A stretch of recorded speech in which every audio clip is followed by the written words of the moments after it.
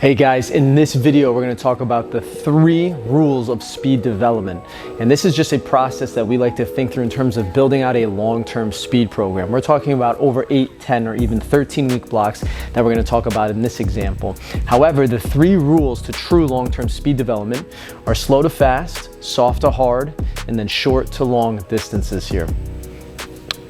So in this video, the 3 rules of speed development, as we're creating our 13-week spring block for a lot of the athletes here inside the gym, this is something that you have to take into consideration. You have to remember a lot of the individuals that you're working with are playing extracurricular sports, they have other activities, they have all these different things that they're doing, so they're experiencing some form of stress right outside of here. And yes, even though they are young, you still want to take that into consideration as they come in here because they're going to be tired, they're going to have different levels of fatigue, and they're also maybe not have the most energy on certain amount of days. So you have to understand, right, how this all relates. Also, within your speed session, you have to understand the different types of individuals that you're working with, right, in terms of their ability. So this goes all the way from novice to intermediate and then to advanced individuals. So here's how we like to break down the block adhering to these 3 concepts here. So the first one, slow to fast. Slow to fast, an intensity progression. This means in terms of how hard or how much your output is in regards to intensity. For example, I wouldn't have kids come in and just start sprinting 100%.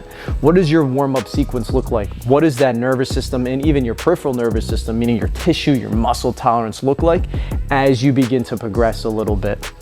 The second one is soft to hard. This refers to impact. So this is just sheer force on the body. So you wouldn't have an individual come in and just start doing sled sprints. You wouldn't have them do different variations that you know are going to be a little bit more taxing and stressful on that individual. The third one, short to long. This is referring to distance.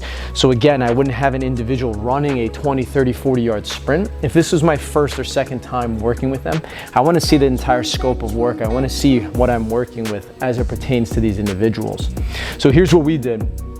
We map out a 13-week training block. So we have our first 2 weeks. This is kind of our GPP, which is general physical preparedness, building work capacity, and we're just kind of seeing what we're dealing with.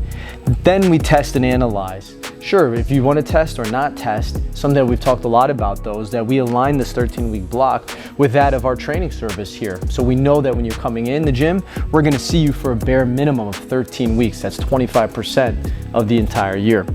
From there, on week 3, we test and we analyze. Weeks 4 through 6 is more of our acceleration. Weeks 7 through 9, we're starting to build power a little bit.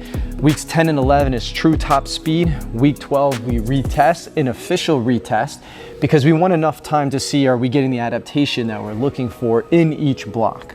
The last one is week 13. We do some fun things here. We call it Chaos Week or Hell Week here at Varsity House. And this is just where, right, they get after a little bit and we just do something that's totally different. Now, there's 3 different parts that you're looking for over this 13-week block that adheres to our 3 pillars, right, our 3 rules. So when it comes to slow to fast, from a kinematic standpoint, we know that in earlier phases of acceleration, I have greater ranges of motion, right? I have deeper flexion in my hips, knees, and ankles. And I know that I'm trying to overcome gravity, right? Because I'm moving more horizontally. Now, from the force velocity curve, I'm generating a lot of force, but my velocity is not as high.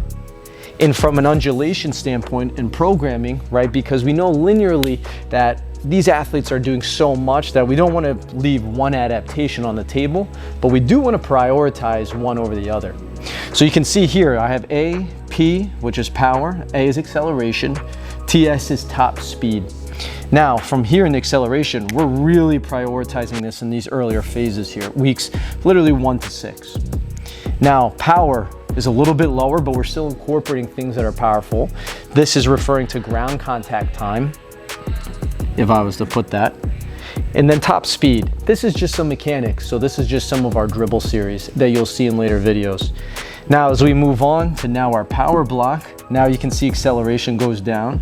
We raise power. And when we're talking about this, we're talking about the physical quality train, but we're also referring to ground contact times. Longer ground contact times in acceleration, shorter during our power phase. So we raise that, and our top speed raises a little bit as well. Now here's where we get going. Now we lower our acceleration significantly, improve our top speed. Distances here now go from shorter to a little bit longer. So now we're talking about 10, 15 yards to 15, 20, 25 yards. And then in our last block, right before we retest, we've now really lower acceleration. So maybe we're just doing some light warm-up drills right at the beginning, some just, 4-step starts. And then we get into really our top speed drills and our power drills.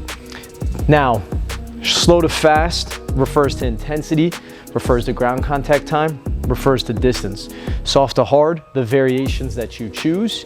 Short to long, the distances in each phase must match the kinematics, the force velocity curve, and also your undulation. What adaptation for am I looking for here? So these are just 3 rules that you guys should think about. They're not necessarily concrete, but they do help mitigate stress, fatigue, and injury when you look at your programming. Thanks so much, guys. Please subscribe and like if you enjoyed the video.